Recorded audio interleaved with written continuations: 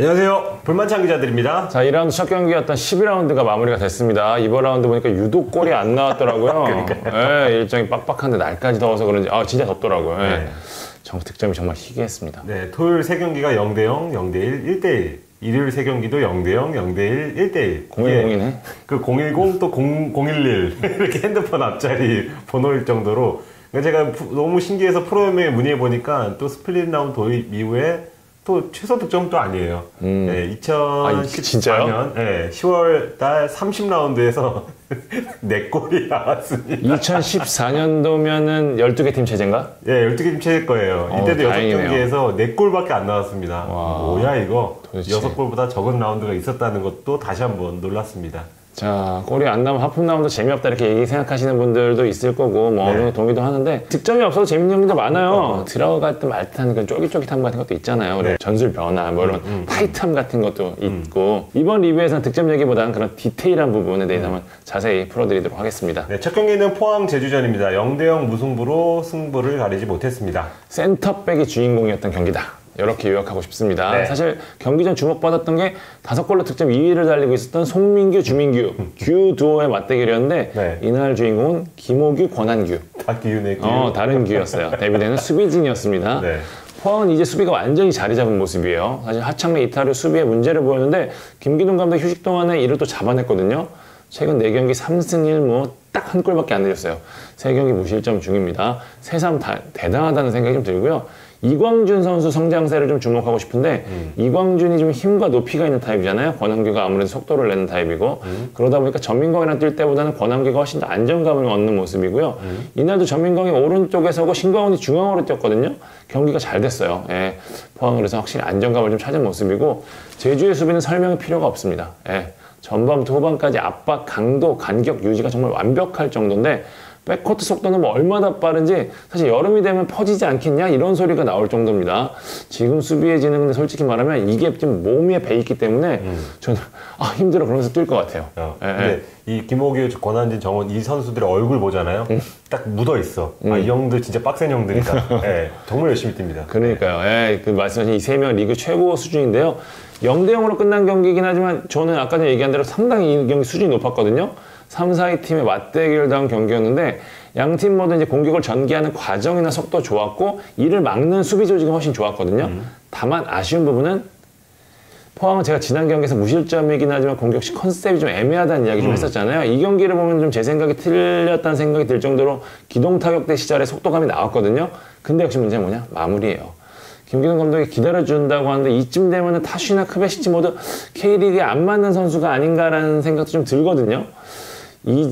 지금 포항에서는 이들이 안 터지면 사실 전력이 꽤 반감되는 거잖아요. 네. 그러다 보니까 고민이 좀 클 수밖에 없고 제주도 주민규가 좀 침묵하고 있고 이날 또 햄스트링까지 다쳤어요. 네.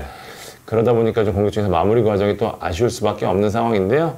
제주는 역시 공들여서 영입한 외국인 선수들이 아직까지 남길 축구에 적응하지 못한 솔직히 개인적으로 생각하면 남길 축구에 적응할 수 있는 외국인 선수들이 있을까 싶기도 한 솔직히 한데 그런 부분에서 제주 역시 좀 고민이 있을 것 같습니다. 주민규 다치면 다음 프리뷰부터는 다시 한번 무승부로 가야 될지도 모르겠네요. KOM 누굽니까? 김호규 하겠습니다. 네. 야, 이건 이견이 없을 것 같아요. 누군가 그러더라고 인생 경기였다.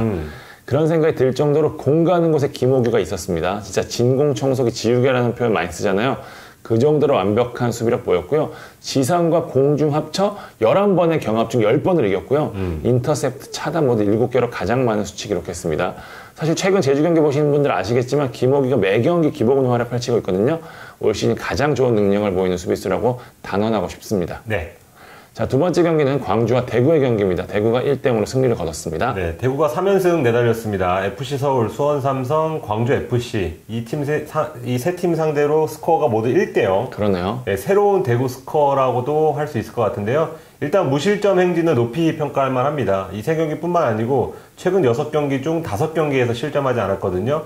최영은이 시즌 초반에는 좀 불안한 모습 보이고 실수도 있어서 한번 바꾸기도 했었고 근데 다시 돌아온 뒤로는 다시 고라니 모드가 다시 가동되고 있고요. 정태욱이 지키는 센터백 포지션에 베테랑 홍정훈이 가세하면서 무게감이 생겼습니다. 특히 옆에 오른쪽에 항상 있던 정승원이 돌아온 다음에 그리고 이용래가 앞에서 좀 많이 뛰었잖아요. 그렇죠. 그러니까 이들의 좀 보호를 받으니까 수비가 확실히 힘을 받고요. 이진용은 상당히 거칠더라고요.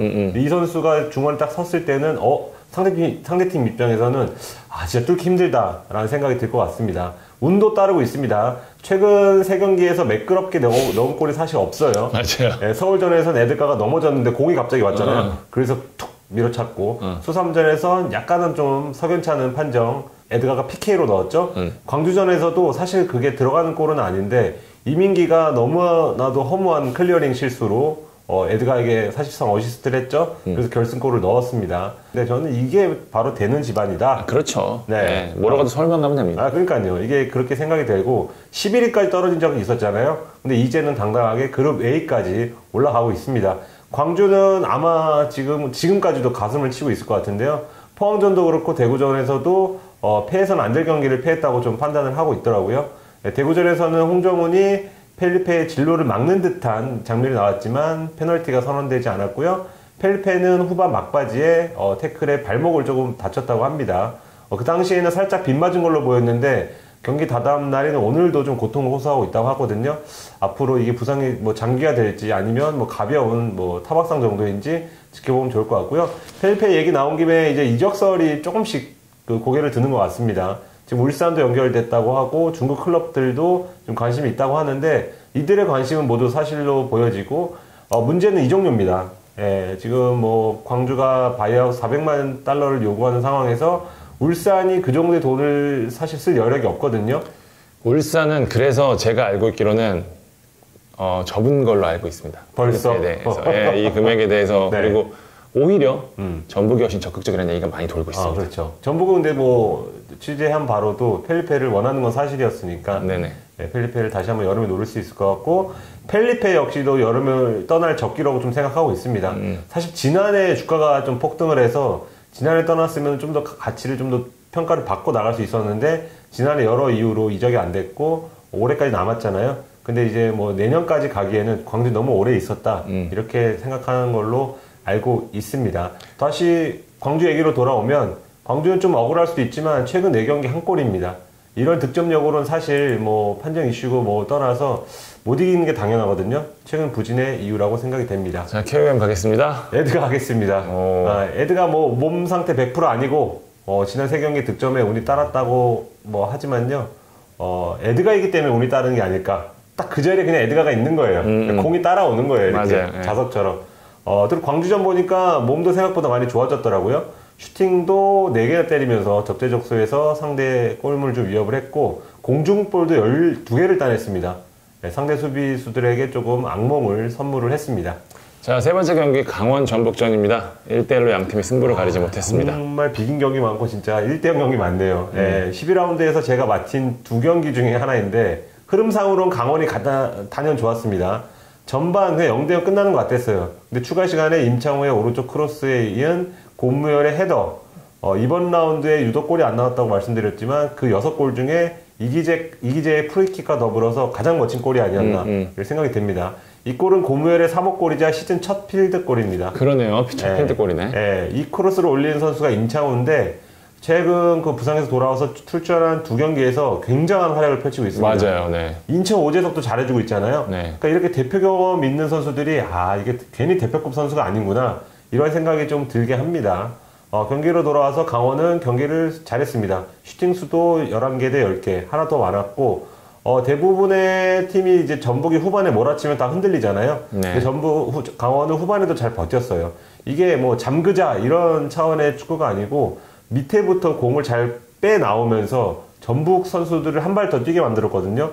그러니까 이 상태면 전북이 나중에 지치겠구나. 많이 반전 카드도 많이 없기 때문에 그런 생각이 들던 후반 35분에 한국영이 중앙선 부근에서 공을 뺏기죠.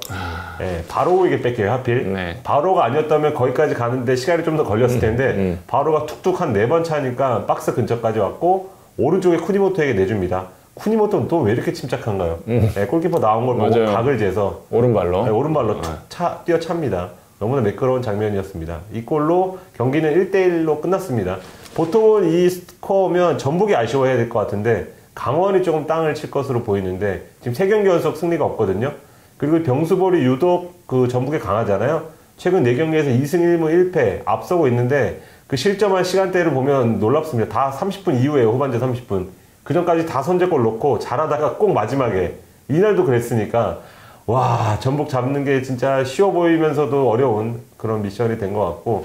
네, 이 경기와 별개로 이슈가 있었죠. 현장에 간 저희 김가을 기자도 기사를 썼는데 현장에 간 기자들이 백승호를 경기 후 인터뷰하고 싶다 이렇게 요청을 했습니다. 결과적으로 백승호가 오지 않았어요. 네, 내막을 보면 일단 전북 홍보팀에서는 강원 원정에 동행하지 않았습니다. 그래서 강원 홍보팀에서 전북 주무를 통해서 전주에 있는 직원들과 소통을 했습니다. 그 전에 전북은 워낙 이슈가 민감했잖아요. 그래서 백승호를 뭐 인터뷰든 기자회견이든 되도록 내보내지 않겠다는 방침을 세웠습니다. 굉장히 리즈너블한 선택이라고 봐요, 저는. 왜냐면은 네. 어쨌든 말을 잘못하면은 또 다른 논란이 나올 수가 있기 때문에 네. 전북 입장에서는 그런 선택을 하는 게 당연할 수도 있겠다는 생각이 사실 들거든요. 네, 근데 여기서 이제 어쩔 수 없이 좀 충돌이 생깁니다. 연맹 규정을 보면 미디어가 원하는 수훈 선수를 인터뷰할 수 있게끔 되어 있습니다. 그런데 기자들은 미디어가 원하는 애 초점을 맞춘 것 같고 전북은 수훈 선수에 초점을 맞췄는데 수훈 선수를 MOM이라고 해석을 했다고 해요. 고로 이날 MOM이 이제 백승호가 아니니까 기자회견에 뭐 내보내지 않아도 된다 이렇게 판단을 했죠. 예, 강원 전북 연맹 모두 당시만 해도 사태가 이렇게 커질 줄 몰랐던 것 같은데요.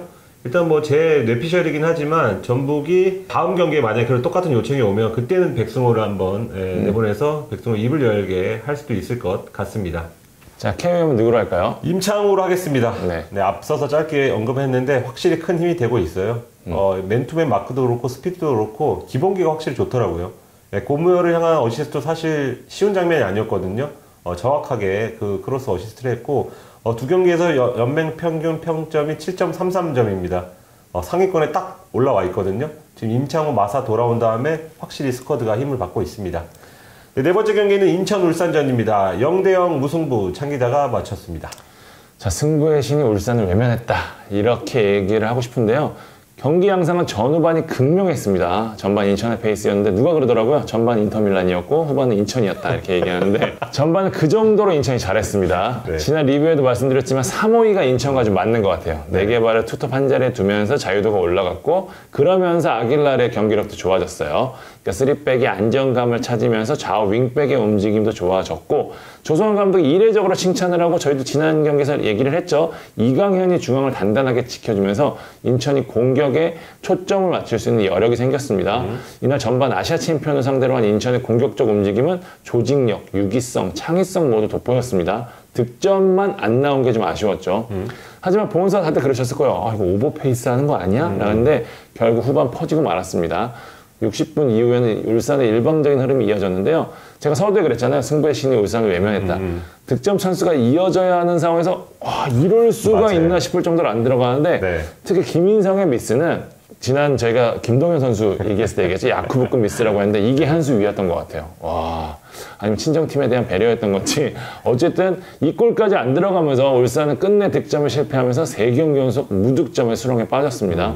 울산의 지금 공격은 이동준이 아니면 넣을 수 없는 수준? 뭐 이렇게 보일 정도인데 힌터지아는 지금 거의 전력 외로 분류되고 있는 상황이고 김지현 선수 연기에 대한 칭찬이 많긴 하지만 전체적으로 좀 득점할 수 있는 스트라이커의 모습이 아니다. 슈팅 자체를 지금 날리지 못하고 있거든요. 네.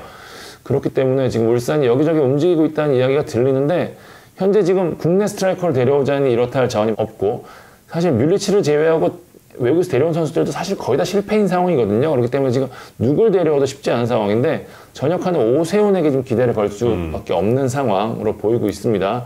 울산은 일단 전날 전북이 좀 강원과 비기면서 추격할 수 있는 좋은 기회를 날렸는데 공교롭게도 지난 3년간 전북이 강원에 비기거나 졌을 때 울산이 다음 경기에서 바로 무승부에 머문 네. 거의 2019년에는 몇 시간 뒤였고 2020년도 몇 시간 뒤로 알고 있는데 무승부에 머문 징크스가 있더라고요. 웃긴 징크스. 네, 제가 이것까지 생각하고 찍은 건 아닌데 조선 감독이 전화가 왔더라고 경기 후에 통화해서 무승부를 찍은 해안이 대단하십니다 이러더라고요. 농담하시는데 네.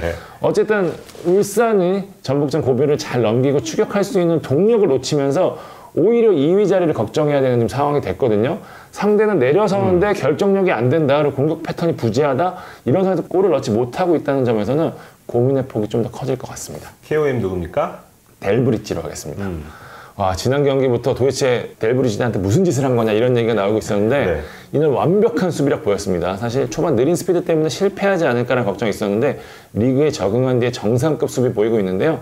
이날 기록 보면 입이 떡 벌어집니다. 클리어링 6번, 인터셉트 5번, 차단 5번, 획득 9번, 블락 5번. 모두 압도적인 1위였고요. 네. 특히 주목할 게 스피드 약점을 한 번 앞선 몸싸움으로 커버를 하는데 이동준이 여기에 좀 보전을 했거든요. 델브리지가 적응을 하면서 인천의 3백 한층 안정감을 더하게 됐습니다. 네, 5번째 경기는 수원FC 대 서울전 역시 1대1 무승부로 끝났습니다. 자, 두 팀이 왜 좋지 않은가를 여실히 보여준 경기였는데요. 일단 이날 경기는 기성용부터 이야기해야 될 것 같은데 서울이 전격적으로 기성용 카드 꺼냈더라고요. 성폭력 의혹에 의해서 지금 최근에 투기 논란까지 마음고생이 심한데 박진석 감독이 기성용을 선발 라인으로 전격적으로 넣은 이유 역시 최근 부진 때문이겠죠. 기성용이 100%는 아니지만 최근 훈련을 하고 있고 멘탈이 강한 선수라는 점에서 승부수를 띄웠는데 확실히 기성용이 뛰니까 무게감이 있더라고요. 예, 서울이 조금 더 여유 있게 경기를 풀어가는 모습이었고 마지막 동점골 역시 기성용의 패스에서 출발했거든요.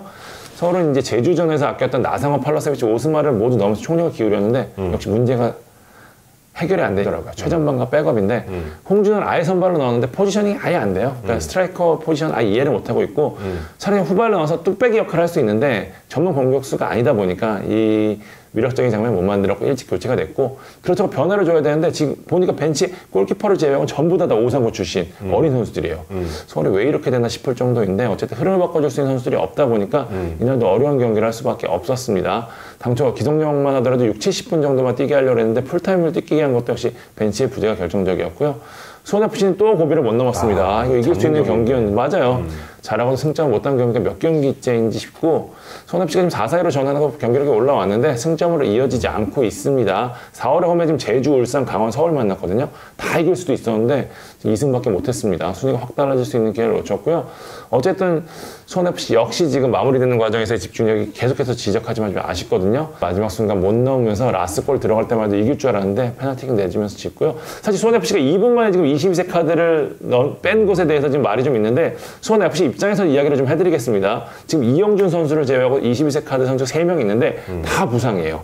그러니까 서 있을 수준밖에 안 되는 수준. 그러니까 교체를 5장 하려면 어쩔 수 없이 22세를 넣어야 되는데 그러다 보니까 부상 중인데 그나마 그라운드에 설 수 있는 조성준을 넣었고 다치기 전에 빨리 바꾸려고 준비를 했는데 그 김에 이영준까지 바꿨다고 하더라고요. 사실 손FC는 이 부분에 대해서 조금 물론 너무 안타까운 장면이지만 우리 상황도 좀 이해해 줬으면 한다라는 얘기를 좀 전해주더라고요. 네, KOM 누굽니까? 라스로 하겠습니다. 네. 지금 죽으나 사나 수원FC에서 가장 믿을 만한 공격수고요. 네. 사실 라스가 부진해서 여름에 교체 이야기도 나왔는데 지금은 좀 믿고 가는 게 낫지 않을까라는 분위기로 좀 흐르고 있거든요.